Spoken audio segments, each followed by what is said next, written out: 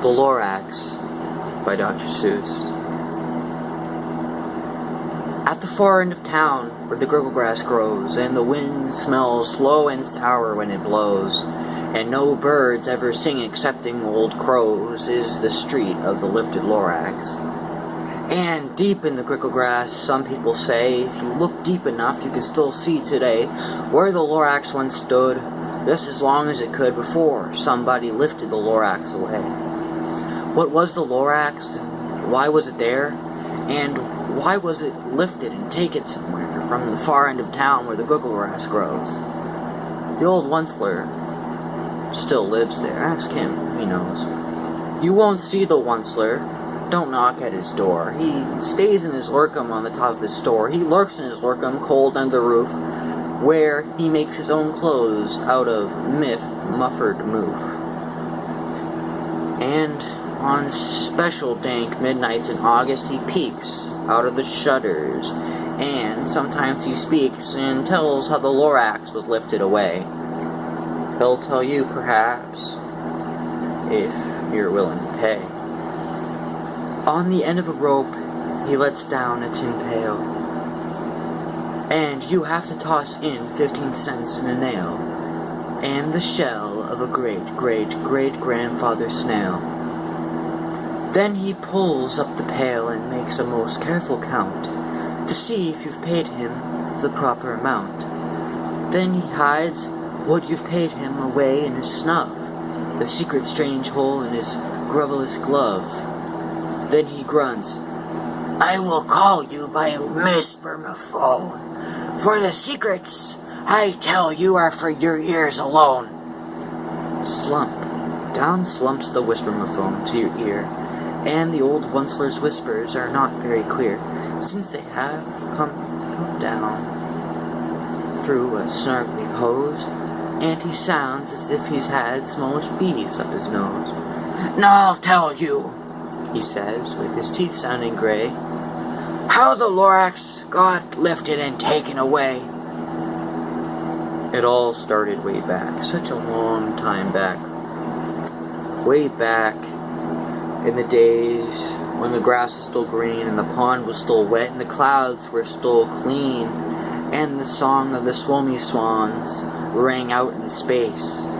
One morning I came to this glorious place and I saw first the trees, the truffula trees, the bright-colored tufts of the truffula trees, mile after mile in the fresh morning breeze, and under the trees I saw brown barbaloots frisking about in their barbaloot suits as they played in the shade and ate truffula fruits. From the rippleless pond came the comfortable sound of humming fish humming while splashing around. But those trees, those truffula trees, all my life I'd been searching for trees such as these. The touch of their tufts was much softer than silk, and they had the sweet smell of fresh butterfly milk. I felt a great leaping of joy in my heart. I knew just what I'd do. I unloaded my cart, and at no time at all, I had built a small shop. Then I chopped down a truffula tree with one chop, and with great skillful skill and great speedy speed, I took the soft tuft and I knitted a need. The instant I'd finished, I heard a gazump. I looked. I saw something pop out of the stump of the tree I chopped down. It was sort of a man. Describe him, that's hard. I don't know if I can. He was shortish and oldish and browny and mossy. He spoke with a voice that was sharpish and bossy. Mister, he said with a sawdusty sneeze, I'm the Lorax. I speak for the trees.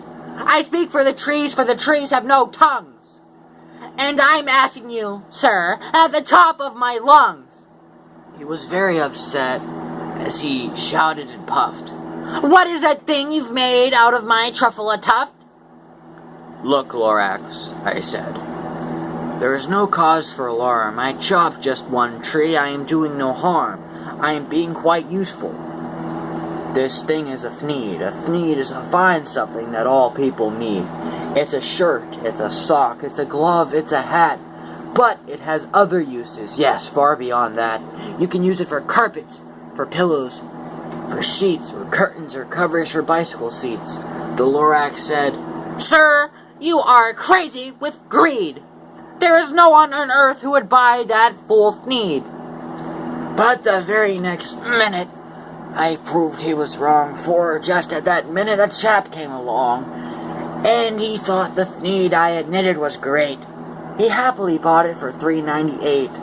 I laughed at the Lorax. "You poor stupid guy.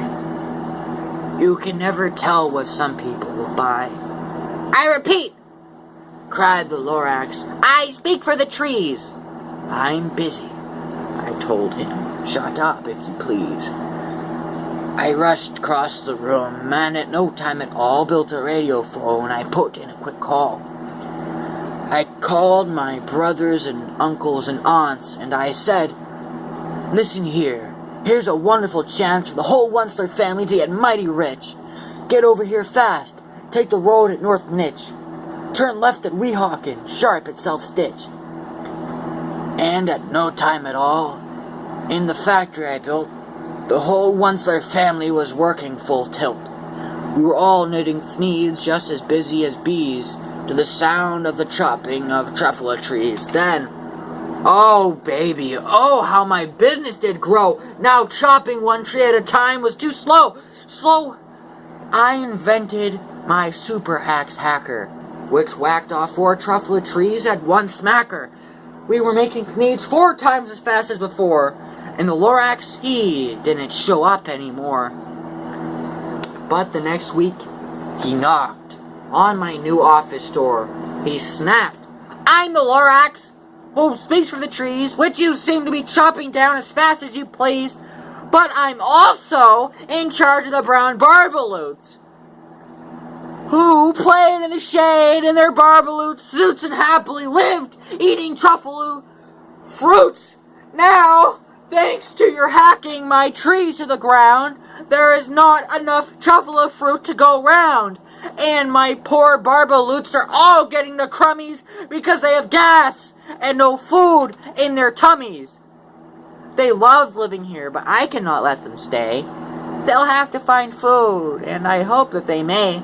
Good luck, boys," he cried, and sent them away. I, the old Onceler, felt sad as I watched them all go. But business is business, and business must grow, regardless of crummies and tummies, you know. I meant him no harm, I most truly did not, but I had to grow bigger, so bigger I got. I biggered my factory, I biggered my roads, I biggered my wagons, I biggered the loads of Thneeds I shipped out. I was shipping them forth, to the south, to the east, to the north, to the west. I went right on biggering, selling more Thneeds, and I biggered my money, which everyone needs. Then, again, he came back.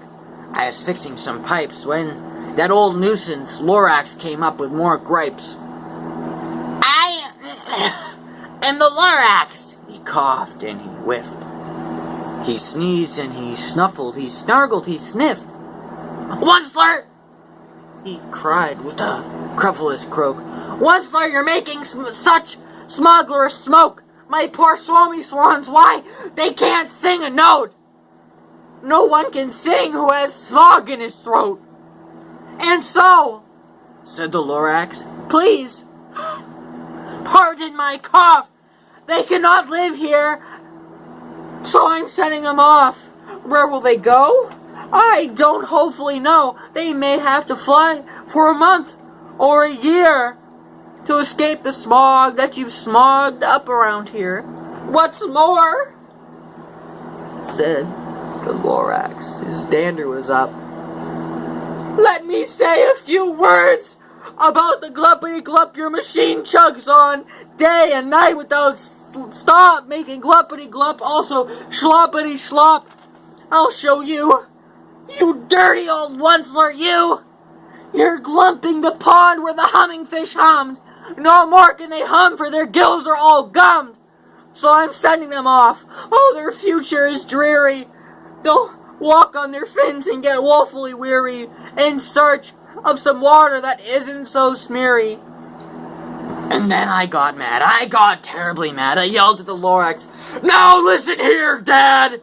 All you do is yap, yap, and say, bad, bad, bad, bad! Well, I have my rights, sir, and I'm telling you, I intend on doing just what I do. And for your information, you Lorax, I'm biggering on biggering and biggering and biggering and biggering, turning more truffle trees into seeds, which everyone needs." And at that moment, we heard a loud whack. From outside in the trees, in the fields of trees, came a sickening smack of an axe on a tree. Then we heard the tree fall. The very last truffle tree of them all. No more trees, no more needs, no more work to be done. So in time, my uncles, aunts, everyone, all waved me goodbye. They jumped into my cars and drove away under the smoke-smuggered stars. Now, all that was left neath my bad-smelling sky was my big factory, the Lorax and I. The Lorax said nothing, just gave me a glance, just gave me a very sad backward glance as he lifted himself from the seat of his pants. And I'll never forget that grim look on his face when he hoisted himself and took leave of this place. Through the hole in the smog, without leaving a trace, in the Lorax, left here in this mess, was a small pile of rocks with one word, unless. Whatever that meant, well, I just couldn't guess. But that was a long time ago, long, long ago. But each day since that day, I've sat here and worried away through the years while my buildings have fallen apart. I've worried about it with all of my heart, but now, says the Onceler, now that you're here, the word of the Lorax seems perfectly clear. Unless someone like you, who cares a whole awful lot, nothing is going to get better. It's not. So, catch, calls the Onceler. He lets something fall. It's a truffle seed. It's the last one of all. You're in charge of the last of the truffle tree seeds, and the truffle trees are what everyone needs. Plant a new truffle, treat it with care, give it clean water and feed it fresh air. Grow a forest, protect it from axes that hack. And the Lorax and all of his friends may come back. That was The Lorax by Dr. Seuss. Narrated by me, Nate, your friendly snow leopard thing on Kick. Thanks for watching. This has been a Dan Books Club production.